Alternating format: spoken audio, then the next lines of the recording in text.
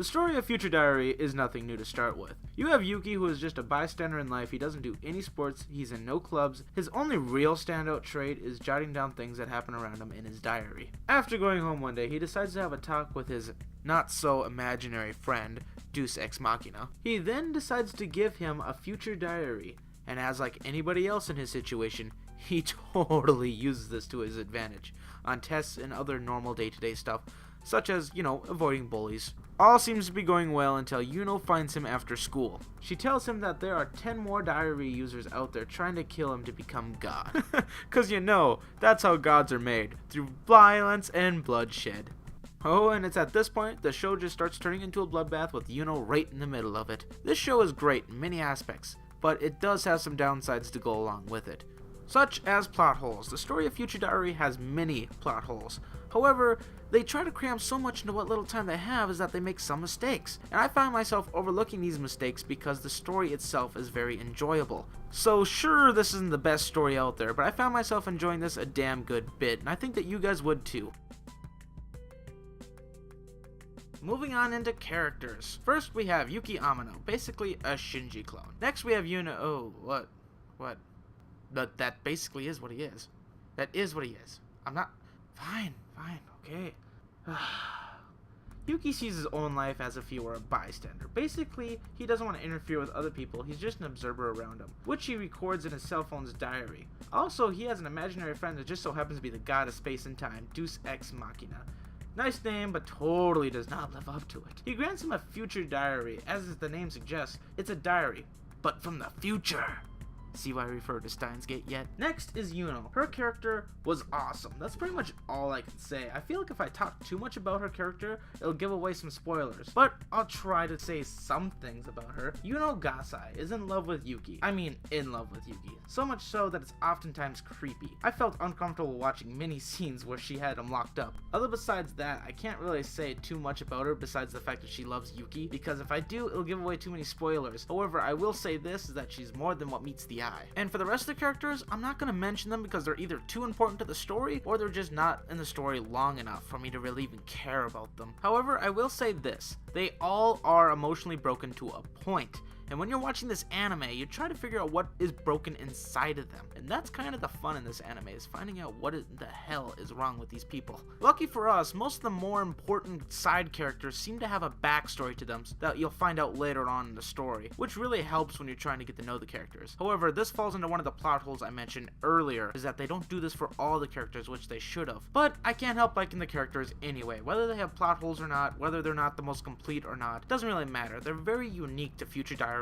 or Mirai Nikki. I love the characters, especially Yuno, because that is one crazy bitch. Sound, dub versus subbed, and animation. What is noteworthy about this anime is the first opening. It was fast and got you pumped for the show, and it also fit the themes of the anime that were present. Other besides that, nothing stood out to me. Not to say that the other sounds weren't bad, especially the ending and the second opening, it's just that they're not really all that memorable compared to the first opening. When it comes to the sounds that were inside the show, I felt that they were also very forgettable, and I can't honestly tell you that I've downloaded any of their OST tracks, because, well, they're just not really all that memorable, and that's all I gotta say about the sound in it. It wasn't bad, it just wasn't good. Okay, dub versus sub. Honestly, I don't really think it matters on this one, because both sub and dub did great in their respectable roles. However, if I did have to choose between, dub or sub, I would totally go with sub. As for animation, it seemed pretty normal. Nothing bad, but nothing really stood out in this animation category either. Everything just seemed to be very average. That doesn't mean it was bad by any means. I would rather have a show that looked average than be under animated. So to round up this category, dub and sub were both good. Sound was kind of forgettable except for the openings and endings. Animation was pretty average, but still a nice looking anime. Now it's time for the biggest part of this review, my opinion. As I said before, this has plot holes up the ass, however it doesn't hold it back from being a good anime. The story was interesting and kept me engaged from beginning to end. Also, the characters that did have backstories had great ones, which made me feel bad for them, and I wish that things would get better for them, until Yuno killed them. And this leads me into another reason why I like this anime so much. Yuno. Her character and the plot twists that she creates are very unique. I can honestly say I haven't watched an anime with so many plot twists that keep you guessing even past the end of the anime. But as much as I like Yuno, I can still find flaws that make me mad. I can't say what those flaws are because you would need to know the ending to understand, and that would be a major spoiler. But since we're on the subject of flaws, I feel like I need to point out the two biggest flaws in Future Diary. The first would be Yuki. At first, I thought he was just another Shinji clone, but I take that back. Shinji has a hell of a lot more balls than Yuki. I was seriously getting pissed. Near the end of the anime, he starts acting like a badass, but after 5 minutes of that, it's the same old Yuki cries like a little bitch while Yuno's doing all the fighting for him. And it's not just that. What makes me pissed most of all is 26 episodes of character development wasted on a crybaby. Say what you want about Shinji, but at least he had the balls to get into the Evangelion. Next is the ending on DVD. This one's going to be fast. It's garbage. That's it. If you want the real ending, you have to watch Mirai Nikki Redial. You can find it subbed online pretty much anywhere. Now that most of the negatives are gone, we can now focus on the positives of the show. There are way too many for me to mention in one video. I've already told you a few, like Yuno being a badass and some great side characters. However, if I did have to add any more positives, I would probably add the DBZ style of fights near the end. That was an awesome treat.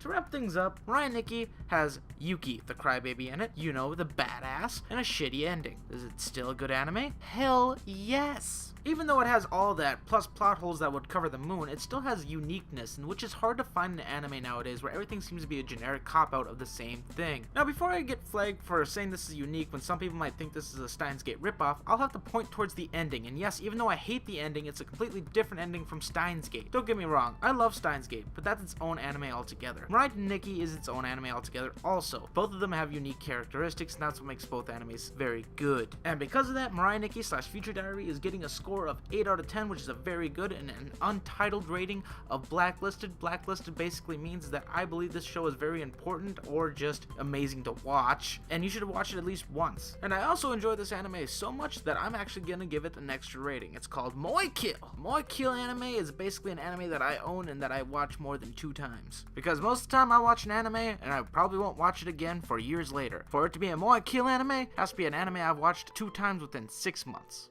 Well guys, I hope you enjoyed this review. This has been Zach G from Untitled Reviews. If you can leave a like down below or a comment, that'd be great. You can follow me over at myanimelist.net. You'll see the scores for all the anime I'm going to review first there. Well guys, it's been fun. Later.